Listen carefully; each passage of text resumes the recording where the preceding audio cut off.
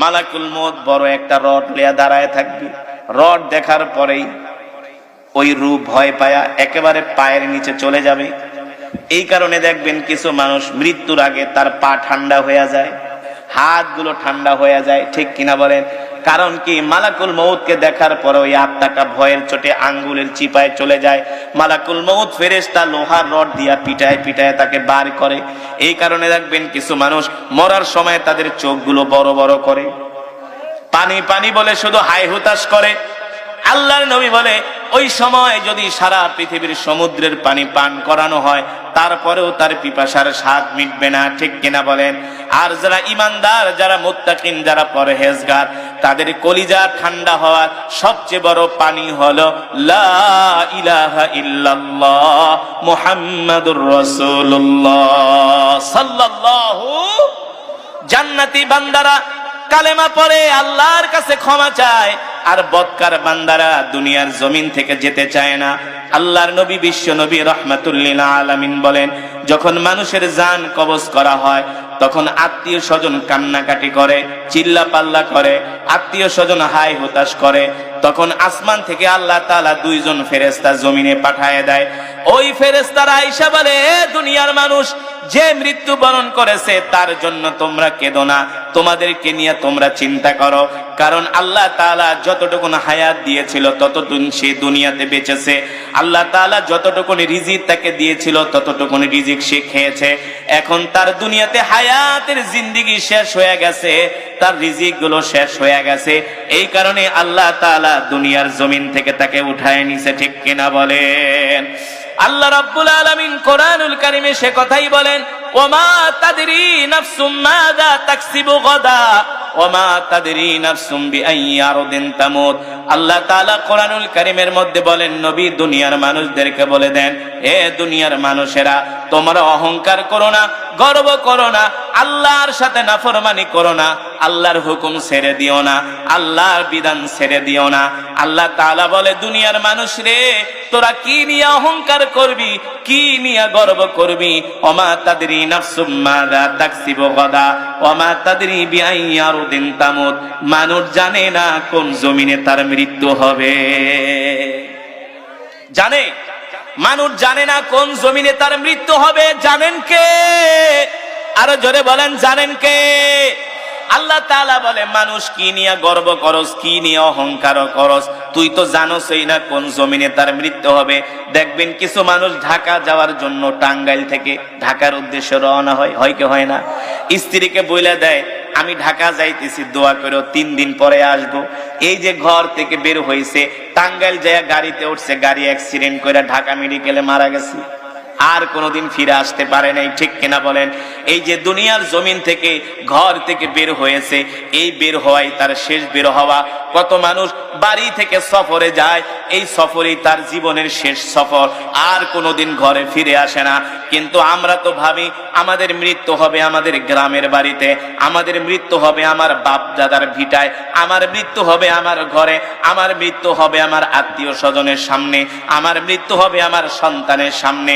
আল্লাহ তাআলা বলেন, না না না, ওমা তাদরি নাফসুম মাযা তাকসিবু গাদা ওমা তাদরি বিআইয়ি আরদিন তামুত। আল্লাহ রাব্বুল আলামিন বলেন, মানুষ জানে না কোন জমিনে তার মৃত্যু হবে, একমাত্র আল্লাহই ভালো জানেন, ঠিক কিনা বলেন?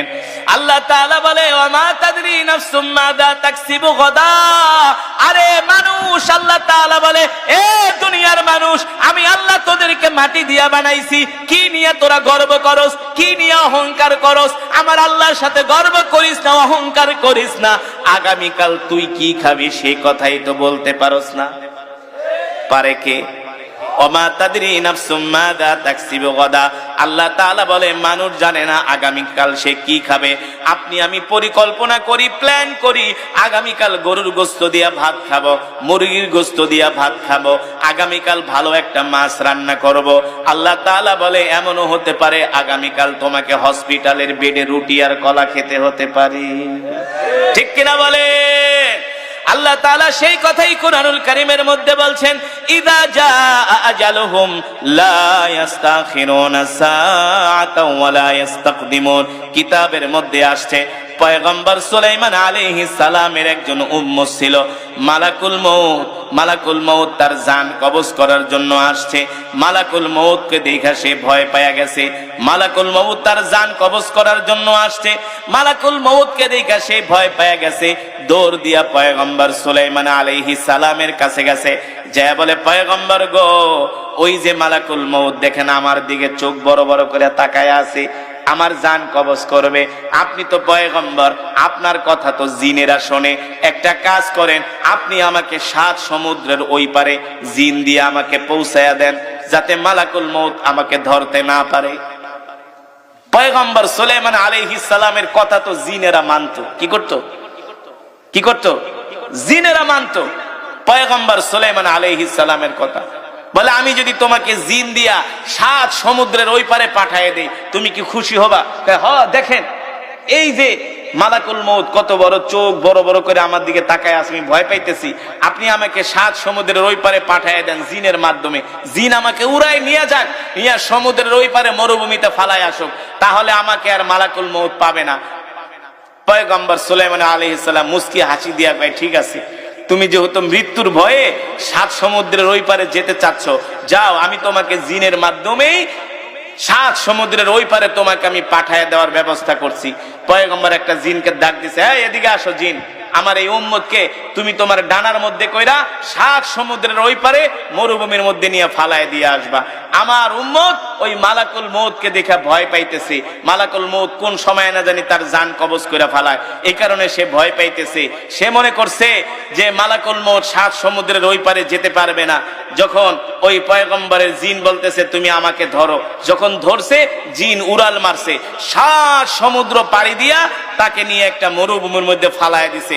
এখন সে মরুভূমির মধ্যে বৈশা বৈশা জিকির করতেছে, লা ইলাহা ইল্লাল্লাহ, লা ইলাহা, জোরে বলেন, লা ইলাহা ইল্লাল্লাহ, লা ইলাহা ইল্লাল্লাহ, লা ইলাহা ইল্লাল্লাহ মুহাম্মাদুর রাসূলুল্লাহ। জোরে জোরে বলি সাল্লাল্লাহু। এবার ওই যে মালাকুল মউত 7 সমুদ্রের ওই পারে যে ওই লোকের সামনে হাজির হয়ে গেছে। পয়গম্বর সুলাইমান আলাইহিস সালামের উম্মতকে মালাকুল মউত, আপনার ভয়ে তো সমুদ্র পার হইয়া এই মরুভূমির ভিতরে আইসা পড়লাম, আপনি আবার আমার পিছে পিছে আসছেন। আমি তো মনে করছি আপনি আমার পিছু নিবেন না, আমাকে ধাওয়া করবেন না। মালাকুল মউত বলে, এ শোনো, যখন আমি তোমার সামনে আসছিলাম তখনও তোমার মৃত্যুর সময় হয় নাই। এই যে এখন তুমি মরুভূমির ভিতরে আসছো, আল্লাহ তোমার মৃত্যু লেখা রাখছে এই জায়গায়, আর এখানেই তোমার জীবনের হায়াতের জিন্দিগির সময় শেষ। এই কারণে আল্লাহ আমাকে এখানে পাঠাইছে, এখানেই তোমার মৃত্যু হবে। আল্লাহু আকবার, জোরে বলেন আল্লাহু আকবার। আল্লাহ রাব্বুল আলামিন কোরআনুল কারীমের মধ্যে বলে, এ দুনিয়ার মানুষ, তোমরা যতই মৃত্যু থেকে পলায়ন করার চেষ্টা করো না কেন, মৃত্যু থেকে তোমরা কেউ বাঁচতে পারবে না। আমার আল্লাহর কাছে তোমাদের সকলকে ফিরে আসতে হবে, মৃত্যুর কাছে সবাইকে ধরা দিতে হবে। এই পৃথিবীতে যত রাজা বাদশা আমির ওমারা ফকির বলেন, কেউ মৃত্যু থেকে বাঁচতে পারে নাই, আমরাও বাঁচতে পারবো না, ঠিক কিনা বলেন? কিন্তু আল্লাহর নবী বলে, এ উম্মত, ওই কবরের জীবনটা তোমাদের তখনই সুখময় হবে, শান্তিময় হবে, যখন দুনিয়ার জমিন থেকে তোমরা আল্লাহর কোরআনের তেলাওয়াত করবা। সুবহানাল্লাহ বলেন।